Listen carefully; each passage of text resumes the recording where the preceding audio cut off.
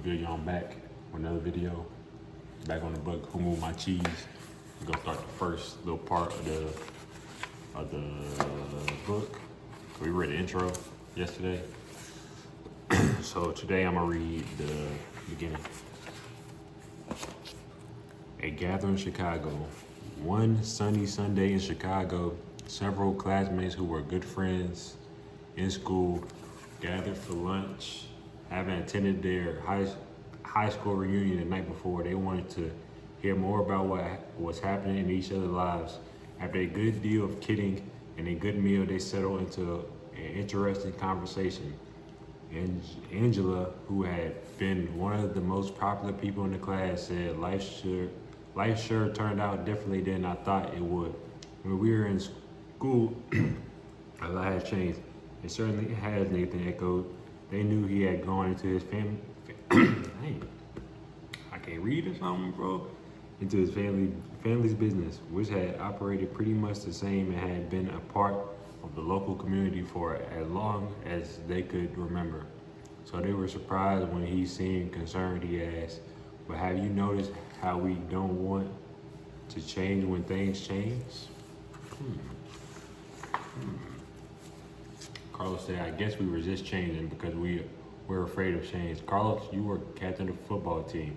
Jessica said, "I never thought I heard you say anything about being afraid." They all laughed as they realized that although they had gone in different directions from working at home to managing companies, they were experiencing similar feelings. Everyone was trying to cope with the unexpected changes that were happening to them in recent years, and most admitted that they did not know a good way to handle them.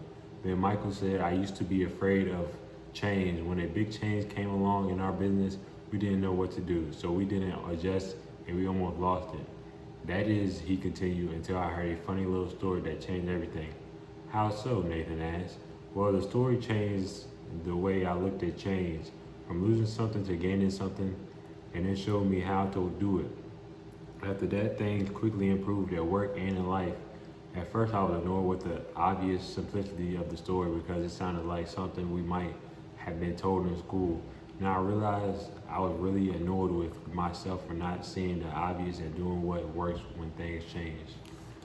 When I realized the four characters in the story represented the various parts of myself, I decided who I wanted to act like, and I changed.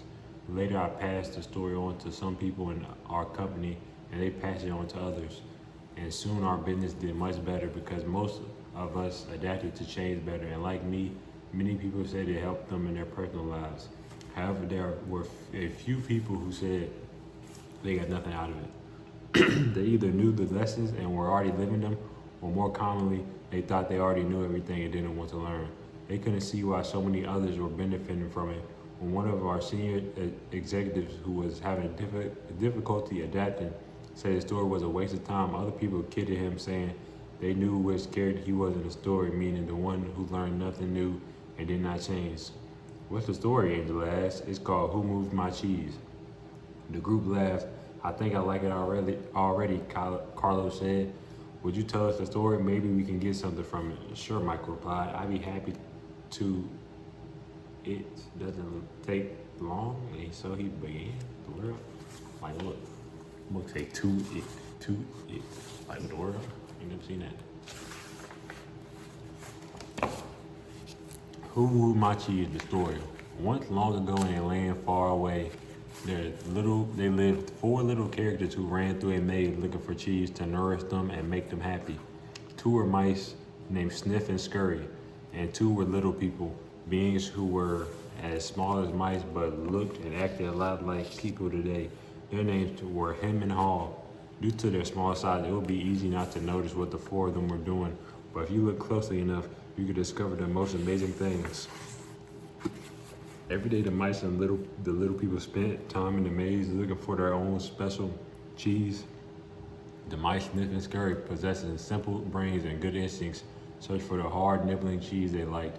As mice often do, the two little people, Hem and Haw, used their complex brains filled with many beliefs and emotions to search for a very different kind of cheese with a capital C, which they believe will make them feel happy and successful. As different as the mice and little people were, they shared something in common. Every morning they each put on their jogging shoes and running shoes, left their little homes, and raced out to the maze looking for their favorite cheese.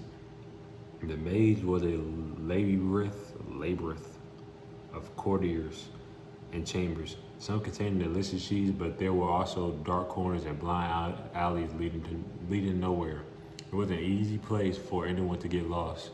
However, for those who found their way, the maze held secrets that let them enjoy a better life. The mice Sniff and Scurry used the simple trial and error method of finding cheese. They ran down one corridor, and if it proved empty, they turned and ran down another. They remembered the corridors that held no cheese and quickly went into new areas. Sniff would smell out the general direction of the cheese using his great nose, and Scurry would race ahead. They got lost, as you might expect, went off in the wrong direction, and often bumped into walls. But after a while, they found their way. Like the mice, the two little people, Him and Haw, also used their ability to think and learn from their past experiences. However, they relied on their complex brains to develop more sophisticated methods of finding cheese.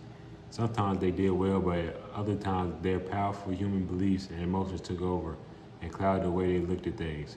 It made life in the maze more complicated and challenging. Nonetheless, Sniff, Scurry, Him, and Haw all discovered in their own way what they were looking for. They each found their own kind of cheese. One day at the end of one of the corridors in Cheese Station C, every morning after that, the mice and the little people dressed in their running gear and headed over to Cheese Station C. It wasn't long before they each established their own routine.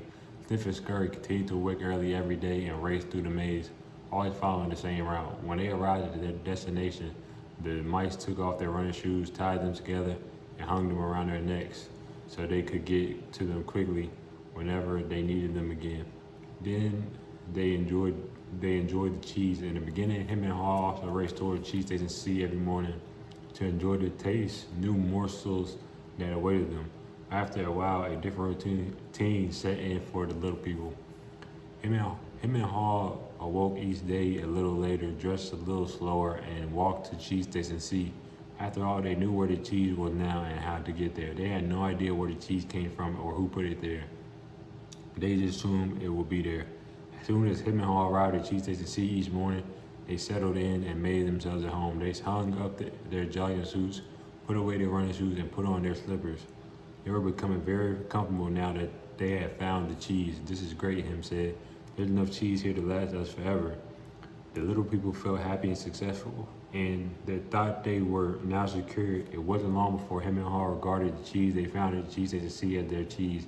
It was such a large store of cheese that they eventually moved their homes to be closer to it and built a social life around it. To make themselves feel more at home, Him and Haw decorated the walls with sayings and even drew pictures of cheese around them, which made them smile.